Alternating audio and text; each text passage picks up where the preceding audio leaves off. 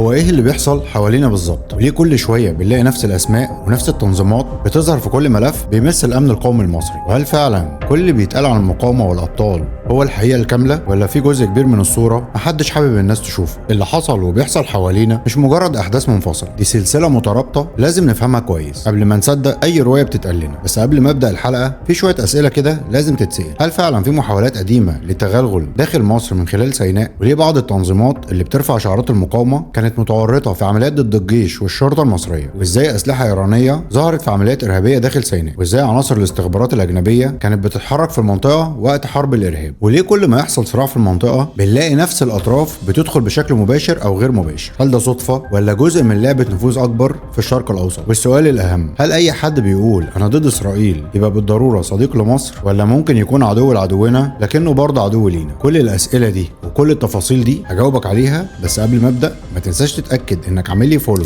وسبسكرايب علشان دايما هتلاقي هنا الخلاصه مع اسلام انور. يلا بينا.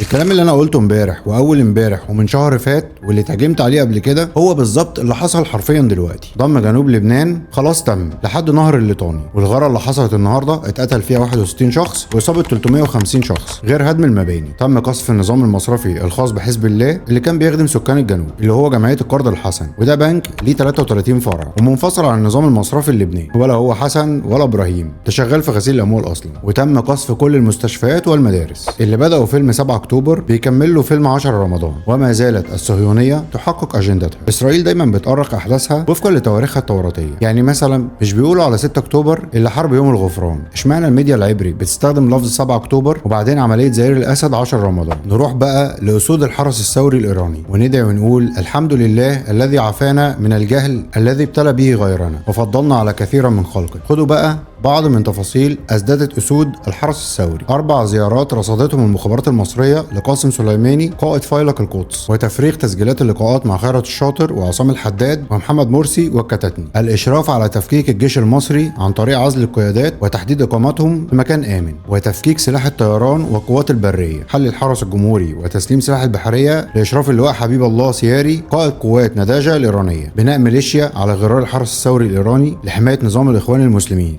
تدريبهم عسكريا عن طريق دخول 112 قائد من الحرس الثوري وتجنيسهم بالجنسيه المصريه، حل جهاز الشرطه المدني واستبداله بجماعات دينيه. الكلام ده انا مش جايبه من عندي، ده اعلنته المخابرات العامه واللواء عباس كامل اعطى اوامر بنشره، وكل التسجيلات اتبعتت لقاسم سليماني على الرقم السري اللي كان بيستخدمه وهو داخل مصر، ومعاهم باسبوره المزيف، واللي خلاه هرب بعدها بساعتين ومش من المطار، تتوجه لسينا وبعدها من الانفاق على اسرائيل على ايران عدل. تعال بقى اقول لك دور اسود الحرس الثوري في الحرب الشامله على الارهاب. في 2016 تم القبض على مجموعه من ضباط الاستخبارات الاجنبيه في شمال سيناء بيقدموا دعم للجماعات التكفيريه اللي بتهاجم الجيش وقتها، منهم 4 ضباط اتراك و8 من CIA و3 ايرانيين، وضابط بريطاني منتحل اسم مصري لواحد مات من 2007، و2 المان مجنسين بالجنسيه الانجليزيه. وبالمناسبه الاتراك والايرانيين لسه متلقحين في السجن الحربي لحد اللحظه. ال11 عمليه ارهابيه اللي نفذتهم بالكامل حماس، واللي منها مذبحه الكتيبه 101. السلاح اللي عثر عليه قوات الجيش بعد كده كان مختوم بالفارسي، تصنيع ايراني، سواء فوارغ القنابل او الاسلحه الخفيفه. يعني العمليات كانت بتخطيط اسرائيلي وتسليح اسود الحرس الثوري وتنفيذ ابطال المقاومه، زي بنادق القنص صياد، ودي النسخه الAM-50 الايراني للبندقيه شتاير النمساوي، وصواريخ دهلويه النسخه الايراني للكورنت واللي انضرب بيها الشيخ زويد وانضرب بيها على القوات المصريه في مذبحه البرث. عزيز كمال اوغلو ضابط المخابرات التركيه اللي كان مسؤول عن نقل المرتزقه من سوريا لليبيا لمهاجمه الحدود الغربيه المصريه، وكان الترانزيت بتاعه لدخول سوريا ومقابله سماسرة المرتزقه هو ايران، وكان بيدخل باسم وباسبور ايراني علشان يقدر يتحرك بسهوله داخل سوريا. نبيل الله مشتهري على اساس انه احد قاده اسود الحرس الثوري، وده اتقبض عليه في كرواتيا في عمليه تعاون بين مصر وقوات مكافحه الارهاب الاوروبيه في 26 ابريل 2018. اغلاق مضيق باب المندب اللي تم بعد 7 اكتوبر طوفان ابطال المقاومه، والصواريخ اللي كانت بتنضرب على السفن بهدف اغلاق قناه السويس كانت باشراف اسود الحرس الثوري الايراني. وفي حاجه قديمه بقى ودي تمت باشراف المرحوم عمر سليمان بنفسه في 3 اغسطس 2010،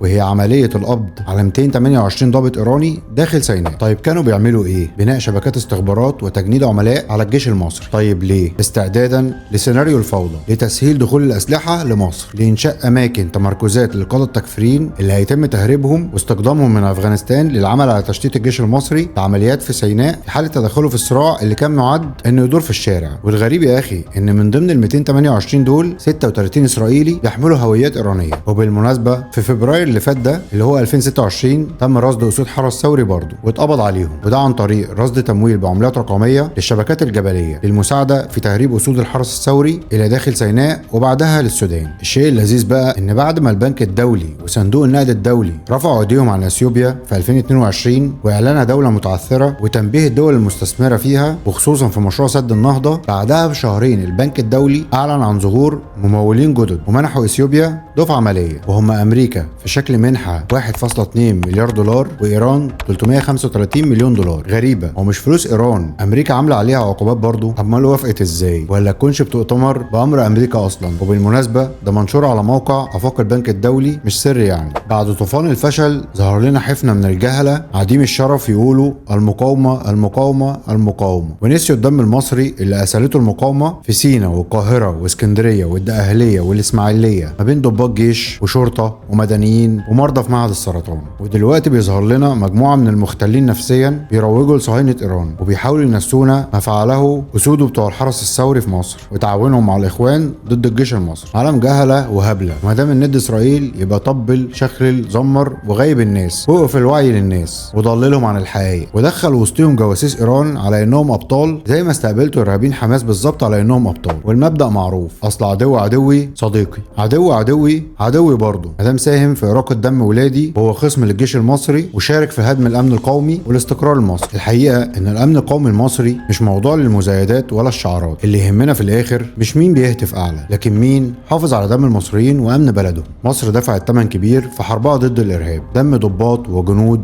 ومدنيين، وعلشان كده الطبيعي ان اي مصري يسال ويبحث قبل ما يصدق اي روايه او ينجرف وراء اي دعايه. القاعده بسيطة جدا، اللي ساهم في سفك دم مصري عمره ما هيكون بطل في عين المصريين. والوعي هو السلاح الحقيقي، لان اخطر حاجة مش العدو نفسه، اخطر حاجة ان العدو ينجح انه يضحك علينا. ودايما وابدا تحيا مصر، والسلام عليكم.